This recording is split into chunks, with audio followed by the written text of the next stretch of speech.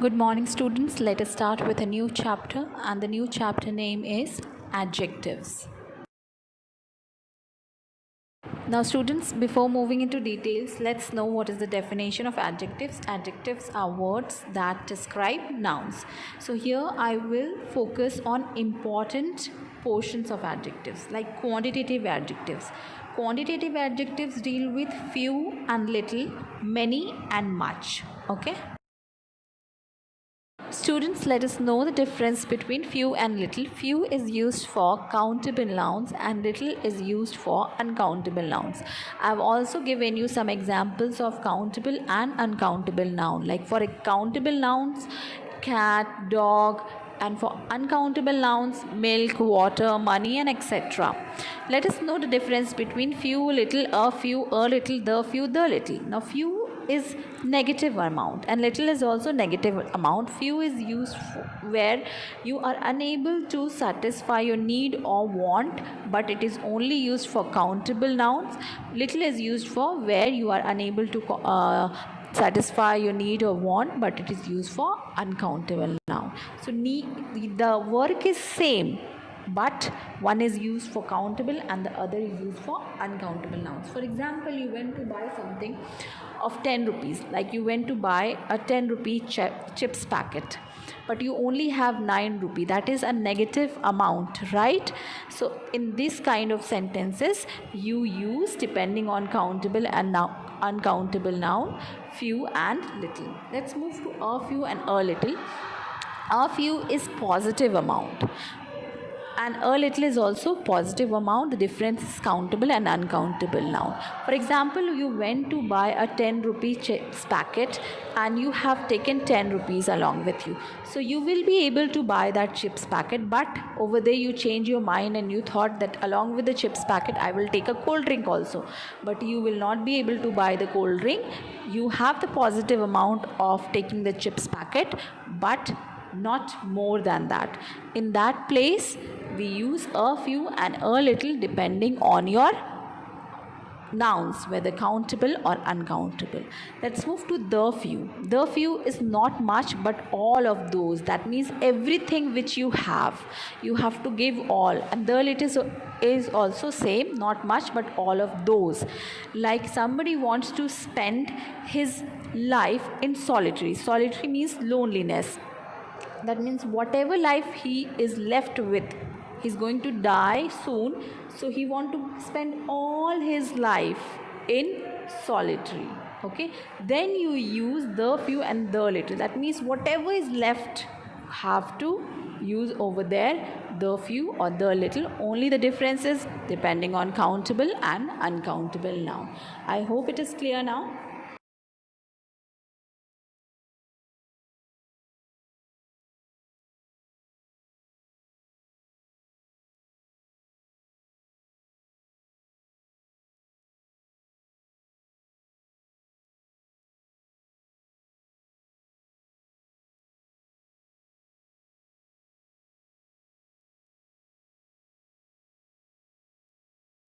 Now let us understand the degrees of quantitative adjectives: positive, comparative and superlative degree.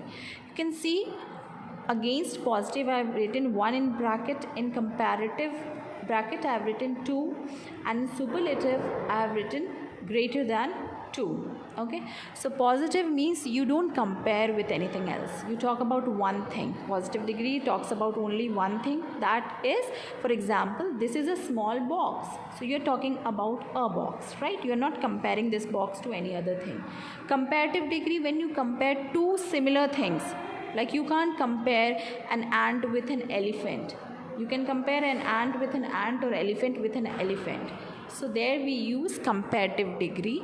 Like this box is smaller than the one I lost. That is, you are comparing a box with other box, right? Next one is superlative degree, that is greater than 2. That is, you will compare it with more than 2 numbers. For example, this is the smallest box I have ever seen. So whatever box you have seen till now, you have never seen such small box. That's why this is the smallest box I have ever seen. But you will compare between same things, right? Now, comparative degree most probably have er at the end of their words, like small, smaller. Smaller means comparative. And superlative degree most commonly has est at the end, like smallest. It is not necessary that they will have er and est at the end. Sometimes in comparative degree we also use more before the word, and in superlative degree we also use most. So when do we use more and most? I will be explaining you with the help of an example. So let us move to the next slide.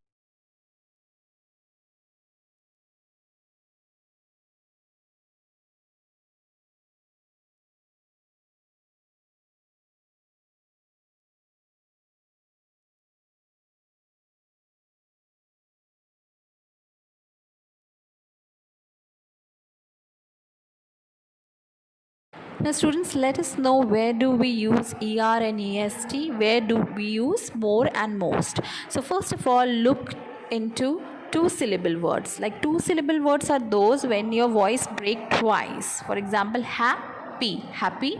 So we don't use more before happy, we say happier, happiest, right?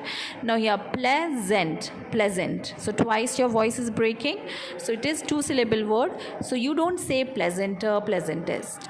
For these kind of words we use more and most to make it comparative and superlative, like pleasant, more pleasant, and most pleasant.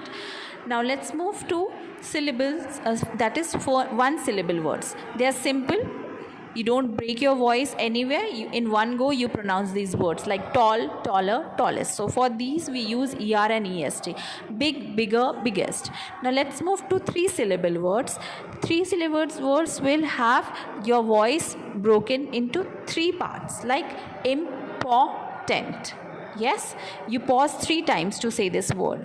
So for this kind of word, three syllable words, you don't use important, importantest, er and est, right? You don't say importanter and importantest. How will you make it comparative and superlative? By adding more and most to these words, like more important, most important. Then let's come to the next one, that is expensive. So you don't say expensiver, expensivest, you say more expensive and most expensive to make it comparative and superlative. So I hope you people have understood.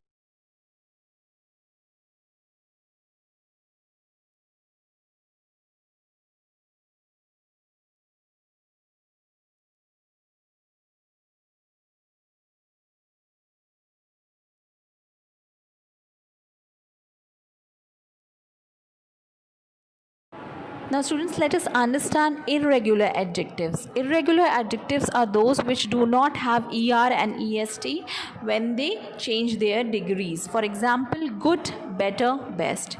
Bad, worse, worst. Little, we can say less, lesser, and then least.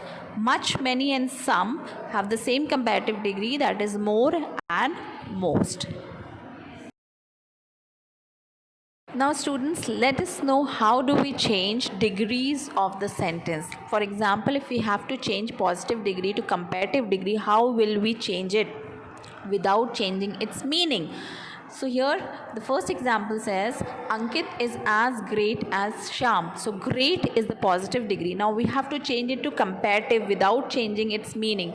So we can say Shyam is not greater than Ankit. So how to change it? By adding not plus comparative degree. Got it? Let's move to the next one. Now let's change comparative degree to positive degree. How can we do that? We can add a not before it. For example, Birbal is wiser than Akbar. So wiser is the comparative degree. Let's change it to positive. Akbar is not so wise as Birbal. So wise became the positive degree. Let us change superlative degree to positive degree. Like Bharat was the strongest king in India. You don't have to change the meaning. How will you change it, the degree without changing the meaning? You will add no before it. Like no other king was as strong as Bharat in India. Got it? Let us let's understand the order of adjectives. If there are many adjectives in your sentence, how will you place them in order to make it grammatically correct? So this is the order of an adjective. First comes the opinion, then size, then age, then shape, then color, then nationality and material. So for example, opinion. If in a sentence there's opinion like wonderful, beautiful and delicious, then it will come first. Then size will come, big, small, tiny. Age will come, young, old. Shape will come, round, square, rectangular. Then your color, red, black. Nationality, Indian, Dutch, Japanese, many more. Materials like metal, plastic, wood. So this should be the order of the adjective if there are many adjectives in one sentence. For example, she was a beautiful, tall, young, black-haired Indian woman. So I have placed this in the according to the order of the adjective, right? So here we end our chapter. We will meet in the next chapter. Thank you.